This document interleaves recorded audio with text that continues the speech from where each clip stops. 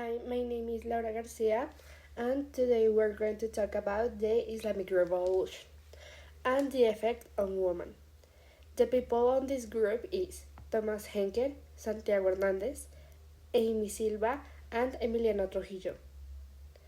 In several areas of their lives, including in marriage, divorce, employment, and culture, Iranian women are either restricted or need permission from their husbands or parental guardians, depriving them for the autonomy and human dignity. We're going to talk about how lives and women were affected after and before the revolution of it. So, as you may know, in 1978 it started the Muslim Revolution in Iran. But how was women's life before the Muslim Revolution? What was their role? First of all, this Muslim culture was a culture in the one people saw women as inferior. They were assigned who to get married with, they needed to always cover their faces with a hijab, and their role was basically to stay at home all day long while men go to work. Before this revolution, Muslim women were already trying to acquire rights by talking in councils with other women of the world. Also, Muslim women needed to have permission of their husbands to get out of the house, for example. Muslim women had some restrictions just because of their gender. For example, they couldn't work as lawyers or judges in Iran, and also they couldn't get divorced if they wanted to. We could clearly say that Muslim culture was a sexist culture, and of course, it needed to change.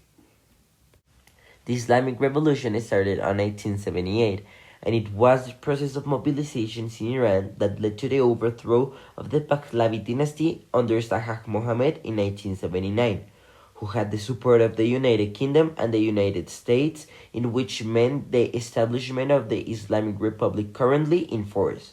The leader of the revolution was Ayatollah Khomeini, who had the support from various leftist and Islamic organizations, plus the Iranian students' movements while the exile.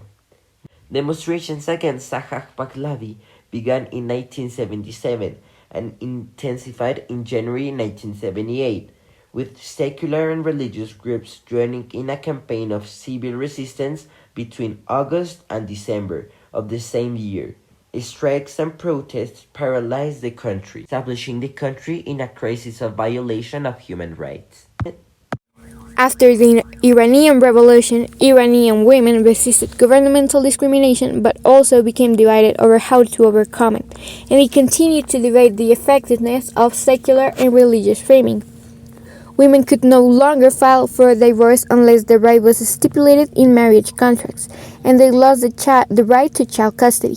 Restrictions on polygamy were also removed.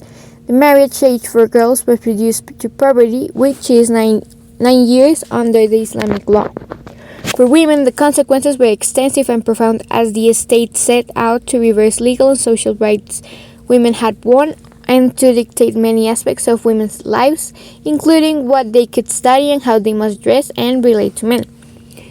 Women have pushed against discriminatory laws and policies like the dress code and sexual harassment, achieving some reforms, but they have faced arrest, torture, imprisonment, and even death sentences. As we can see, this could be also described as a hell place for women, since we can see that they have no rights, no voice, and men are treating them like as if they were nothing.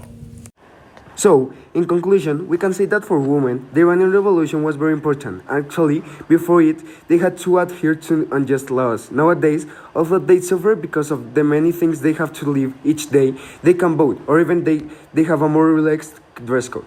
They overcame the situation, but even today in Iran, women aren't treated same as men. And while we can say equality isn't totally presented in any country, in Iran the cases of inequality are more difficult to treat.